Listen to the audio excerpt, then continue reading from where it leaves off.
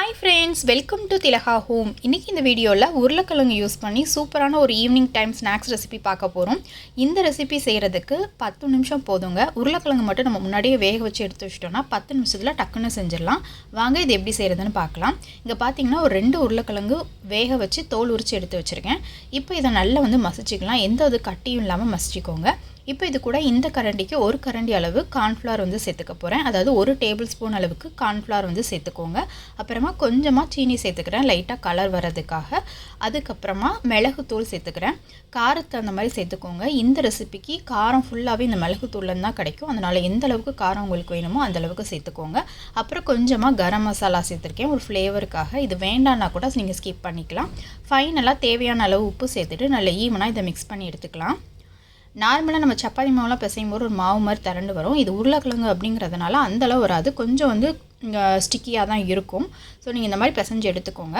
இப்போ இதை உருட்டுறதுக்காக கையில் தடவுக்கு கொஞ்சம் மாவு எடுத்து வச்சுருக்கேன். அப்புறம் கொஞ்சம் சீஸ் எடுத்துருக்கேன். உள்ளே நம்ம சீஸ் ஸ்டஃப் பண்ணோம்னா நல்லாயிருக்கும், அதனால் கொஞ்சம் சீஸும் எடுத்து வச்சுருக்கேன். இப்போ இந்த உருளைக்கிழங்கை இந்த மாதிரி உருட்டிட்டு மாவில் லைட்டாக டிப் பண்ணிக்கோங்க. அப்போ தான் கையில் ஒட்டாமல் உங்களுக்கு வரும். அப்புறம் இதை லைட்டாக நம்ம ஃப்ளாட்டன் பண்ணிக்கலாம். இப்போ இதுக்கு நடுவில் நம்ம எடுத்து வச்சுருக்கிற இந்த சீஸ் வச்சுக்கலாம். குழந்தைகளுக்கெலாம் ஈவினிங் டைம் இந்த மாதிரி சீஸ் உருளைக்கிழங்குலாம் சேர்த்து செஞ்சு கொடுத்திங்கன்னா கண்டிப்பாக என்ஜாய் பண்ணி சாப்பிடுவாங்க. இதை சீஸ் இல்லாமலேயும் செய்யலாம். சீஸ் வச்சு செஞ்சீங்க அப்படின்னா இன்னும் டேஸ்ட் நல்லாயிருக்கும். இப்போ சீஸை உள்ளே வச்சுட்டு இன்னும் கொஞ்சம் உருளைக்கிழங்கு பால் மாதிரி எடுத்துகிட்டு ஃப்ளாட்டன் பண்ணிவிட்டு இந்த மாதிரி மேலே வச்சு மூடிடலாம். அதுக்கப்புறம் இதை நல்லா உருணை மாதிரி திரட்டிட்டு ஒரு பேட்டிஸ் மாதிரி நம்ம தட்டிக்கலாம். இதே நீங்கள் டிஃப்ரெண்ட் ஷேப்பில் செய்யணும் அப்படின்னா கூட ஷேப் கட்டர் யூஸ் பண்ணி நீங்கள் டிஃப்ரெண்ட் ஷேப்பில் செஞ்சுக்கலாம். ஸோ இந்த மாதிரி பேட்டிஸ் மாதிரி தட்டி எடுத்தாச்சு. இதே மாதிரி மீதி இருக்கிற எல்லாத்தையும் நம்ம செஞ்சிடலாம். இந்த ரெசிபி ரொம்ப டேஸ்ட்டாக இருக்குங்க. ஒரு பர்த்டே பார்ட்டி அப்போ ஒரு ஸ்டார்டராக கூட நீங்கள் இதை ட்ரை பண்ணலாம். குழந்தைகளுக்கு மெயினாக இது ரொம்ப பிடிக்கும். உருளைக்கிழங்கு பிடிக்காத குழந்தைங்களே இருக்க மாட்டாங்க. ஸோ இந்த மாதிரி உருளைக்கிழங்கு கூட சீஸ்லாம் வச்சு செய்யும்போது கண்டிப்பாக குழந்தைங்க என்ஜாய் பண்ணி சாப்பிடுவாங்க. இப்போ லீவ் டைமில் வீட்டில் எல்லாம் இருக்கும்போது இந்த மாதிரி செஞ்சு கொடுங்க, கண்டிப்பாக என்ஜாய் பண்ணி சாப்பிடுவாங்க. ஸோ அதே மாதிரி நான் இன்னொன்று செஞ்சிட்ருக்கேன். இப்போ இதெல்லாம் செஞ்சுட்டு என்ன பண்ணுறதுன்னு பார்க்கலாம்.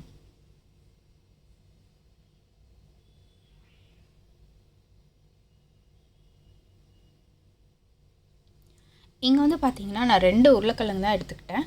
ஸோ 2 உருளைக்கிழங்குக்கு இந்த மாதிரி பேட்டிஸ் பண்ணிங்க அப்படின்னா உங்களுக்கு ஒரு 5லேருந்து 6 பேட்டிஸ் கிடைக்கும். இதே சைஸில் கொஞ்சம் சின்னதாக பண்ணிங்க அப்படின்னா உங்களுக்கு 10 அளவு கூட பேட்டிஸ் பண்ணலாம். ஸோ நான் இங்கே எனக்கு ஒரு 5 பெரிய சைஸு, ஒரு சின்னதில் ஒரு குட்டியாக ஒன்று கிடச்சிருக்கு. இப்போ இதை நம்ம தோசை தவாவில் சுட்டு எடுக்க போகிறோம். ஸோ தோசை தவாவில் நல்லா ஒரு டேபிள் ஸ்பூன் அளவுக்கு எண்ணெய் ஊற்றி நல்லா தடவி எடுத்துக்கோங்க. அப்போ தான் நல்லா மொறுன்னு பொரிஞ்சு வரும். தோசை தவா நல்லா சூடானோடனே நம்ம செஞ்சு வச்சுருக்க இந்த பேட்டிஸை ஒன்றா வச்சு 2 பக்கமும் லைட் ப்ரௌன் கலர் ஆறு வரைக்கும் ரோஸ்ட் பண்ணி எடுத்துட்டோம் அப்படின்னா சூப்பரான நம்மளோட உருளைக்கிழங்கு சீஸ் பேட்டிஸ்ன்னு சொல்லலாம், இல்லை உருளைக்கிழங்கு சீஸ் பேன்கேக் சூப்பராக ரெடி ஆயிடுச்சுங்க.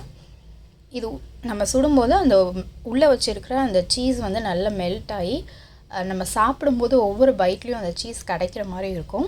சூப்பராக இருக்கும். காரம் எதுவுமே இல்லாமல் மைல்டாக குழந்தைகளுக்கு பிடிக்கிற மாதிரி இருக்கும். உருளைக்கிழங்கு மட்டும் நம்ம முன்னாடியே சொன்ன மாதிரி வேக வச்சு எடுத்துட்டிங்க அப்படின்னா ஒரு டீ போடுறது டயத்துக்குள்ளே இதை டக்குன்னு செஞ்சிடலாம். மறக்காமல் செஞ்சு பாருங்கள். செஞ்சு பார்த்துட்டு உங்கள் ஃபீட்பேக்கை என்னோட ஷேர் பண்ணிக்கோங்க. நான் ஒரு பேட்ச் ரோஸ்ட் பண்ணியாச்சு. இப்போ அடுத்த பேட்சை நான் தோசை தவாவில் வச்சு ரோஸ்ட் பண்ணி எடுக்க போகிறேன். இதை சர்வ் பண்ணும்போது இதுக்கு மேலே கொஞ்சமாக கெட்சப் ஏதாவது ஊற்றி சர்வ் பண்ணிங்கன்னா சாப்பிடும்போது ரொம்ப நல்லாயிருக்கும். ஸோ இது உள்ளே சீஸ் எந்த அளவுக்கு மெல்ட் ஆகி சூப்பராக இருக்குது அப்படிங்கிறத உங்களுக்கு நான் இப்போ ஒன்று ஒப்பிச்சு காட்டுறேன் பாருங்கள். சூப்பராக மெல்ட் ஆகி சூப்பராக வந்திருக்கு. இந்த ரெசிபி மறக்காமல் ட்ரை பண்ணிவிட்டு உங்கள் ஃபீட்பேக்கை ஷேர் பண்ணுங்கள். வீடியோ சப்ஸ்கிரைப் பண்ணலைன்னா மறக்காமல் சப்ஸ்கிரைப் பண்ணிக்கோங்க. பாய்.